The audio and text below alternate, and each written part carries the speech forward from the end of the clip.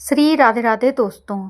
आज मैं आपके लिए लेकर के आई हूँ कि ऋषि पंचमी का व्रत कब है और उसको कैसे किया जाता है, क्यों किया जाता है और उसकी पौराणिक कथा और महत्व। प्रतिवर्ष भाद्रपद शुक्ल पक्ष पंचमी तथा गणेश चतुर्थी के अगले दिन ऋषि पंचमी व्रत रखा जाता है। इस दिन कश्यप ऋषि की जयंती रहती है। साथ ही ये तिथि सप्त ऋषियों के पूजन का भी दिन है। वर्ष 2025 में ये व्रत 28 अगस्त दिन गुरुवार को रखा जा रहा है। ये व्रत ऋषियों को समर्पित है और इस दिन किए जाने वाले व्रत को ऋषि पंचमी व्रत कहा जाता है। ब्रह्म पुराण के अनुसार इस दिन चारों वर्ण की स्त्रियों को ये व्रत अवश्य करना चाहिए। क्यों करते हैं इस व्रत को?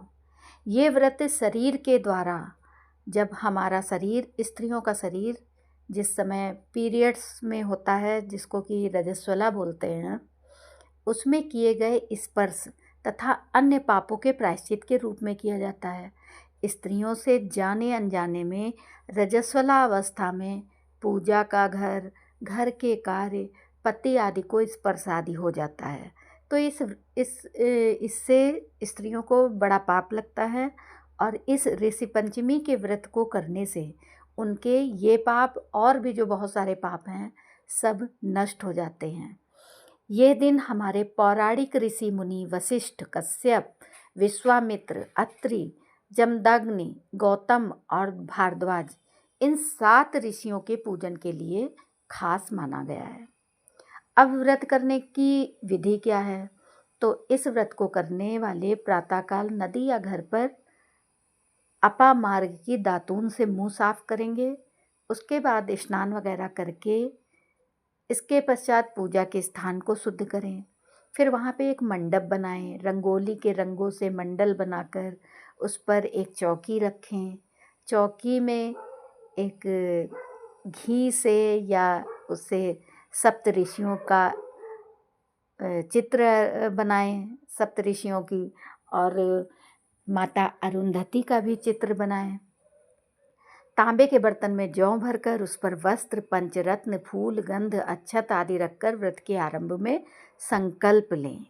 और कलश के पास अष्टदल कमल बनाकर उसके दलों में, अगर आप घी से नहीं बना रहे हैं तो उसमें कश्यप, अत्रि, भारद्वाज, विश्वामित्र, गौतम, जमदग्नि तथा वशिष्ठ, इन सप्त ऋषियों और देवी अरुंधति की प्रतिष्ठा करनी चाहिए। तो जो आप कलश रखेंगे उसी में ही आप प्रतिष्ठित कर दीजिए, या अगर आपके पास इनकी फ़ोटो है तो वो फ़ोटो रख करके पूजा करिए। इसके बाद इन ऋषियों की विधि विधान से पूजा करनी चाहिए। इस दिन लोग प्रायः दही और साठी का चावल खाते हैं, जहाँ कभी कहीं इसको तिन्नी पसाई का चावल कहते हैं। इसमें जो हल से जोते हुए खेत से उत्पन्न होने वाली समस्त वस्तुएं वर्जित मानी गई हैं इस व्रत में। मतलब जो हल से जोते हुए खेत से उत्पन्न होता है तो सब, हर तरीके का अनाज, फल, इसमें सब वर्जित है। इसमें क्या आप खा सकते हैं? सेब खा सकते हैं, और आपका ये खा सकते हैं, आप ड्राई फ्रूट्स खा सकते हैं, तिन्नी पसाई का चावल खा सकते हैं। और इसमें जो खेती से अनाज या जो भी चीज़ खेती से होती है, यहाँ तक कि चीनी भी नहीं खाई जाती है, क्योंकि गन्ना खेत में होता है और उसी से चीनी बनती है, इसलिए इसमें लोग चीनी भी नहीं खाते हैं। हाँ, बहुत सी स्त्रियां नमक भी नहीं खाती हैं, लेकिन अगर आप नमक खाना चाहो तो आप नमक खा सकते हो। बाकी जो है इसमें हल के जोते, मतलब खेती का कोई भी अनाज नहीं खाया जा सकता है। ये व्रत बस इसीलिए कठिन माना जाता है, और वैसे कठिन नहीं है। आप तिन्नी पसाई का चावल दिन भर में 2-3 बार तो खा ही सकते हैं, बस केवल हर का जोता नहीं खाया जाता है।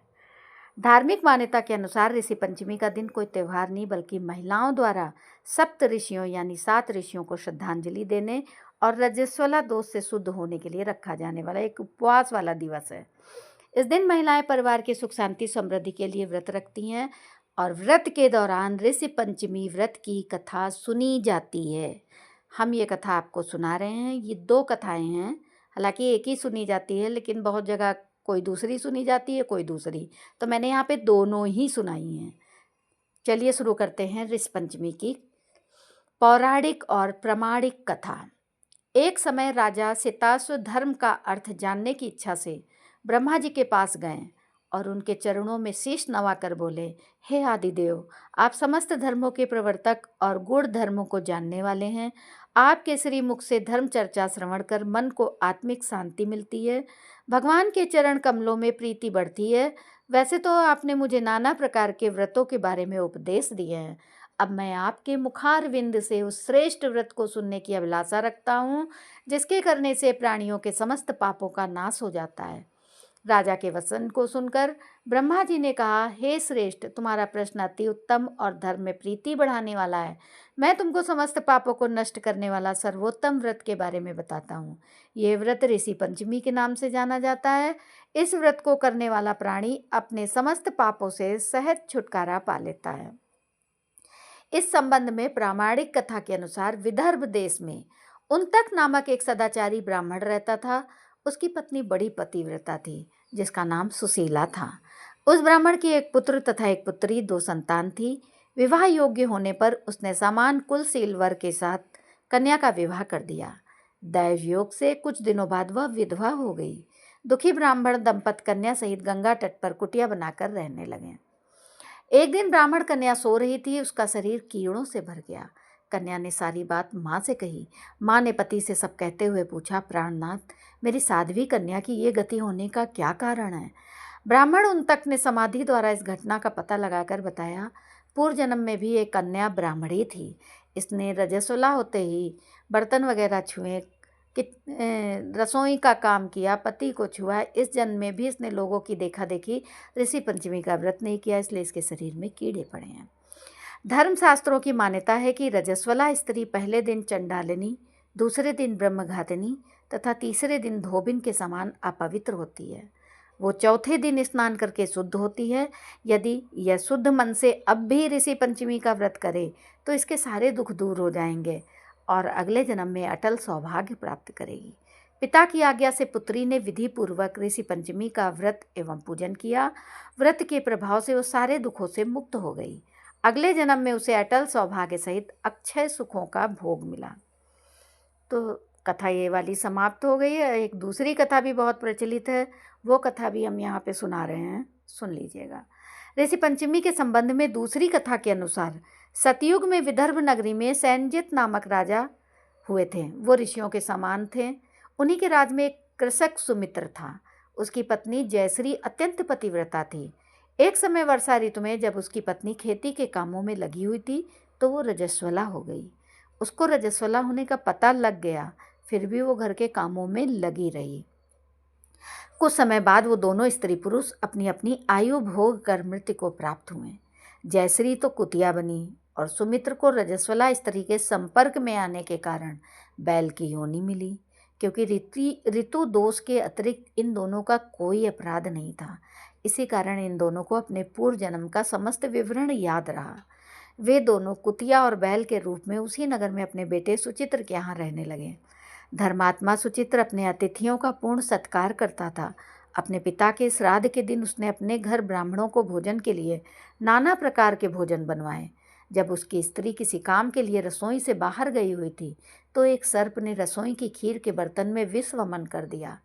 कुतिया के रूप में सुचित्र की माँ कुछ दूर से सब देख रही थी। पुत्र की बहू के आने पर उसने पुत्र को ब्रह्महत्या के पाप से बचाने के लिए उस बर्तन में मुंह डाल दिया। सुचित्र की पत्नी चंद्रवती से कुतिया का यह कृत्य देखा न गया और उसने चूल्हे में से जलती लकड़ी निकालकर कुतिया को मारी। बेचारी कुतिया मार खाकर इधर उधर भागने लगी। चौके में जो जूठन आदि बची रहती थी वो सब सुचित्र की बहू उस कुतिया को डाल देती थी, लेकिन क्रोध के कारण उसने वह भी बाहर फेंकवा दी। सब खाने का सामान फेंकवाकर बर्तन साफ करके दोबारा खाना बनाकर ब्राह्मणों को खिलाया। रात्रि के समय भूख से व्याकुल होकर वो कुतिया बैल के रूप में रह रहे अपने पूर्व पति के पास आकर बोली, हे स्वामी, आज तो मैं भूख से मरी जा रही हूँ। वैसे तो मेरा पुत्र मुझे रोज़ खाने को देता था, लेकिन आज मुझे कुछ नहीं मिला है। सांप के विष वाले खीर के बर्तन को अनेक ब्रह्महत्या के भय से छूकर उनके ना खाने योग्य कर दिया था। इसी कारण उसकी बहू ने मुझे मारा और खाने को कुछ भी नहीं दिया।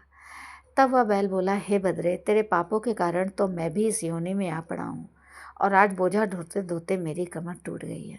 आज मैं भी खेत में दिन भर हल में जुता रहा। मेरे पुत्र ने आज मुझे भी भोजन नहीं दिया है और मुझे मारा भी बहुत है। मुझे इस प्रकार कष्ट देकर उसने इस श्राद्ध को निष्फल कर दिया। अपने माता पिता की इन बातों को सुचित्र सुन रहा था। उसने उसी समय दोनों को भरपेट भोजन कराया। फिर उनके दुख से दुखी होकर वो वन की ओर चला गया। वन में जाकर ऋषियों से पूछा कि मेरा माता पिता किन कर्मों के कारण इन नीच योनियों को प्राप्त हुए हैं, अब किस प्रकार से इनको छुटकारा मिल सकता है। तब सरतमा ऋषि बोले, तुम इनकी मुक्ति के लिए पत्नी सहित ऋषि पंचमी का व्रत धारण करो तथा उसका फल अपने माता पिता को दो। भाद्रपद महीने की शुक्ल पंचमी को मुख शुद्ध करके मध्याह्न में नदी के पवित्र जल में स्नान करना और नए रेशमी कपड़े पहनकर अरुंधति सहित सप्त ऋषियों का पूजन करना। इतना सुनकर सुचित्र अपने घर लौट आया और अपनी पत्नी सहित विधि विधान से पूजन व्रत किया। उसके पुण्य से दोनों माता पिता पशु योनि से छुटकारा पा गए और इस प्रकार से वो योनियों से छुटकारा पा करके स्वर्ग को प्राप्त हुए। और इसीलिए ऋषि पंचमी का इस तरह से ये कथा समाप्त होती है।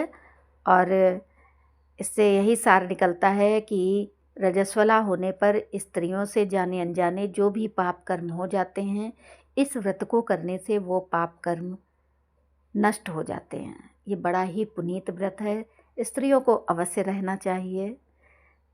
तो राधे राधे दोस्तों, आपको हमारी ये जानकारी कथा कैसी लगी हमें कमेंट करके अवश्य बताएं और मेरे चैनल को सब्सक्राइब भी अवश्य करें। धन्यवाद दोस्तों।